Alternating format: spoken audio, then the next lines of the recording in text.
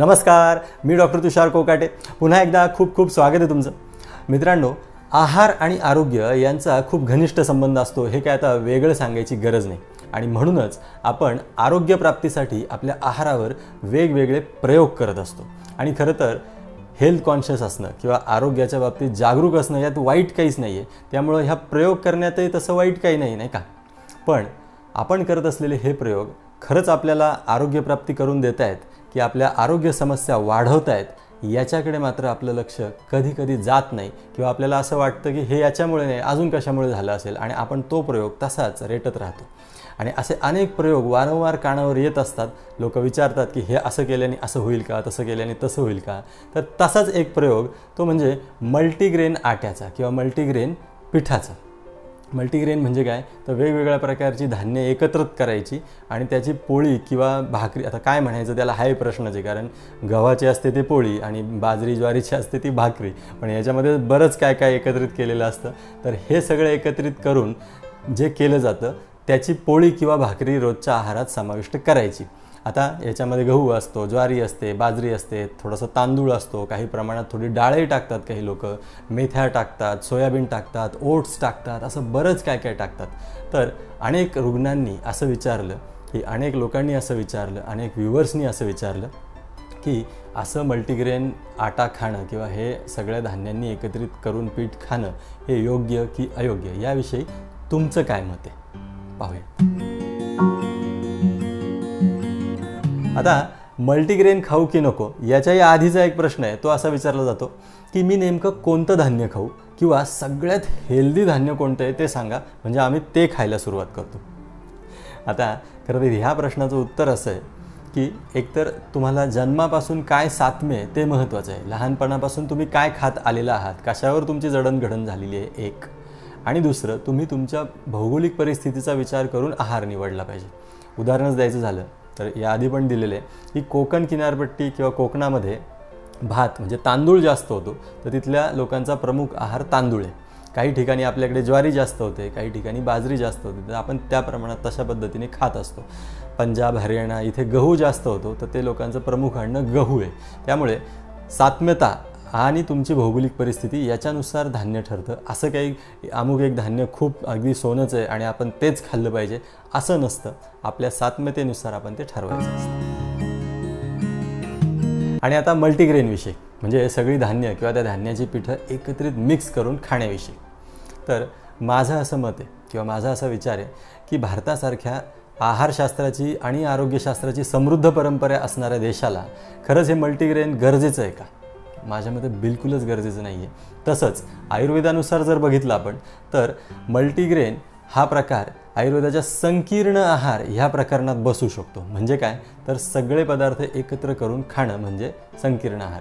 तर आता सगळे पदार्थ एकत्र करून खाण्याने होतं काय, तर आयुर्वेद सांगतं की त्याने त्रिदोष प्रकोप होतो. म्हणजे तिन्ही दोष एकदम वाढतात, वात, पित्त आणि कफ हे तिन्ही दोष वाढतात. त्यामुळे मला तरी मल्टीग्रेन विशेष योग्य वाटत नाही. कारण आता याच्यामध्ये वेगवेगळे पदार्थ आहेत, म्हणजे त्यात गहू पण आहे, डाळ पण आहे, ज्वारी पण आहे, बाजरी पण आहे.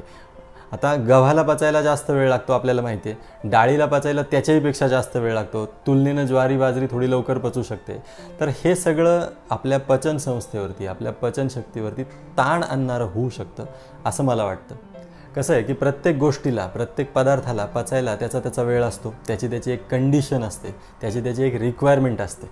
आणि आपण हे सगळं जर एकत्रित करत असू तर असं नाही वाटत का की आपण आपल्या पचन संस्थेला, डायजेस्टिव्ह सिस्टीमला कन्फ्यूज करतोय? प्रत्येक द्रव्याचा, पदार्थाचा एक स्वभाव असतो आणि तो स्थूलतः शीत आणि उष्ण असा असतो. आयुर्वेदाने असं सांगितलं की वीर्य विरुद्ध पदार्थ एकत्र करायचे नाहीत, म्हणजे शीत पदार्थ आणि उष्ण पदार्थ हे एकत्रित खायचे नाहीत. आता याच्यामध्ये गहू हा शीतवीर्य आहे आणि ते बाजरी ही तुलनेने उष्ण आहे. आणि असे अनेक उदाहरणं आपण समजा देऊ शकतो की त्यात कोणी तीळ टाकतं, कोणी मेथ्या टाकतं. तर उष्ण आणि शीत याचंसुद्धा हे कॉम्बिनेशन होतं आणि त्याच्यामुळे हे विरुद्ध आहारात जाण्याची सुद्धा शक्यता असते. आणि म्हणूनसुद्धा मल्टीग्रेन नको. तर आता मी ह्या मिक्सिंगला किंवा कॉम्बिनेशनला विरोध केल्यानंतर अनेकांचा असा प्रतिप्रश्न असतो की मग आपल्या आहारशास्त्रामध्ये सुद्धा असे काही पदार्थ आहेतच ना, म्हणजे आपण चकली करतो, थालीपीठ करतो, मग त्याच्यामध्ये सुद्धा 2 पदार्थ 3 पदार्थ एकत्र येतात, त्याचं काय, मग ते चालतं का? तर याचं उत्तर असं आहे की मुळात जेव्हा तुम्हाला 2 पदार्थ एकत्रित करायचे म्हणजे त्यांचा संयोग करायचा की 2 पेक्षा अधिक पदार्थांचा संयोग करायचा आहे, तर त्याआधी त्या पदार्थांवर संस्कार होणं गरजेचं आहे आणि हे संस्कार भारतीय आहारशास्त्रामध्ये केले जातात. चकली किंवा थालीपीठ ही तर पुढची गोष्ट झाली. तुम्ही प्रश्नच असा विचारायला पाहिजे की आपण रोज वरण भात खातो, त्याचं काय? म्हणजे त्याच्यामध्ये वरण आणि भात याच्यामध्ये तांदूळ पण असतो आणि डाळ पण असते, मग ते तर एकत्रित खाल्लं जातं, मग त्याला पचायला लागणारा वेळ, कंडिशन याचं काय? तर त्याचं उत्तर असं आहे की त्या डाळीवरती आधी संस्कार केला जातो आणि त्याचं वरण बनतं, म्हणजे त्याला तडका म्हणजे फोडणी दिली जाते, त्याच्यामध्ये वेगवेगळे मसाले ॲड केले जातात आणि मग ती डाळ वरण ह्या स्वरूपात तांदळाबरोबर म्हणजे भाताबरोबर येते आणि मग ती आपण खातो आणि त्याच्यामुळे ते आपल्याला चालतं, म्हणजे ते आपल्या आहारशास्त्रामध्ये आहे. चकलीचं जर म्हणाल तर चकली ही हिवाळ्यामध्ये म्हणजे कधी, दिवाळीनंतर आपण खातो, मग त्यावेळेस अग्नी कसा असतो, अग्नी चांगला असतो, म्हणजे काय, आपली पचनशक्ती किंवा भूक ही चांगली असते, मग अशा काळात आपण ते खातोय. थालीपीठाचं काय, थालीपीठ आपण रोज खाण्याची गोष्ट नाही. आणि दुसरी गोष्ट अशी ही चकली आणि थालीपीठ खाल्ल्यानंतर पित्त होतंय किंवा पचन बिघडलंय अशा तक्रारी असतातच. आणि मग ही चकली किंवा थालीपीठ ही काय आपण रोज खाण्याची गोष्ट नाही आहे, पण मल्टीग्रेन जेव्हा तुम्ही तयार करताय आणि तो आटा म्हणून वापरताय त्यावेळेस तुम्ही ते रोज खाताय, म्हणून ते चुकीचं आहे. मग अनेक लोक असं विचारतात, मग आम्ही काय एकच धान्य खायचं का? मग आम्हाला त्यात व्हेरिएशन करायचं असेल तर काय करायचं आहे? आम्हाला सगळ्या धान्यातून पोषण मिळवायचं असेल तर काय करायचं आहे? तर ते सुद्धा तुम्ही मिळवू शकता, पण त्यासाठी ते मिक्स करण्याची गरज नाही आहे. तुम्ही समजा सकाळी चपाती खात असाल तर गहू खाताय आणि रात्री भाकरी खात असाल तर ज्वारी किंवा बाजरी खाताय, त्यातही अजून व्हेरिएशन हवं असेल तर आपण उन्हाळ्यामध्ये ज्वारी खातो आणि हिवाळ्यामध्ये जेव्हा अग्नी चांगला असतो, थंडी असते, त्यावेळेस बाजरी खायची आहे. तर असं व्हेरिएशन तुम्ही देऊ शकता. त्यामुळे व्हेरिएशन देता येणार नाही असं नाही होणार, पण ते व्हेरिएशन देण्यासाठी ते सगळं एकत्रितच केलं पाहिजे असं मात्र मला नक्कीच वाटत नाही. तर मुळात मुद्दा असा आहे की आहारशास्त्र आणि आरोग्यशास्त्र हे एकमेकांना पूरक आहेत आणि भारतीय आहारशास्त्र आणि आयुर्वेदशास्त्र हे एकमेकांना अत्यंत पूरक आहेत. त्यामुळं जे काही करायचं ते ह्या आरोग्यशास्त्राला आणि आहारशास्त्राला धरून जर केलं तर ते आरोग्यपूर्ण असणार आहे. उदाहरणच द्यायचं झालं तर जेव्हा जेव्हा आपण डाळी वापरतो किंवा डाळी खातो त्यावेळेस आपण तिथे तेल किंवा तूप वापरतो. कशासाठी? तर डाळींचं पचन सुलभ होण्यासाठी. उदाहरणार्थ पुरणपोळी जर बनवली तर ती तुपाबरोबर खाल्ली जाते. पिठलं किंवा बेसन जर बनवलं तर त्याच्यावरती कच्च्या तेलाची धार धरली जाते. हे कशासाठी? मुगाचा शिरा आपण पाहतो, मुगाचा शिरा असा कोरडा भरभरीत नसतो, त्याच्यातून तूप असं निथळत असतं. हे कशासाठी? तर त्याचं पचन व्यवस्थित होण्यासाठी. म्हणजे जे काही करायचं आहे ते आहारशास्त्राला आणि आरोग्यशास्त्राला धरून असेल तर मग त्रास होत नाही.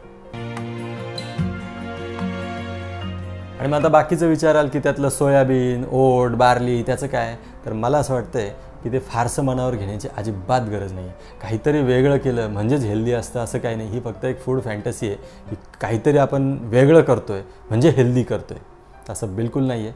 आपल्या आहारशास्त्रावर विश्वास ठेवा, आयुर्वेदशास्त्रावर विश्वास ठेवा आणि निरोगी राहा.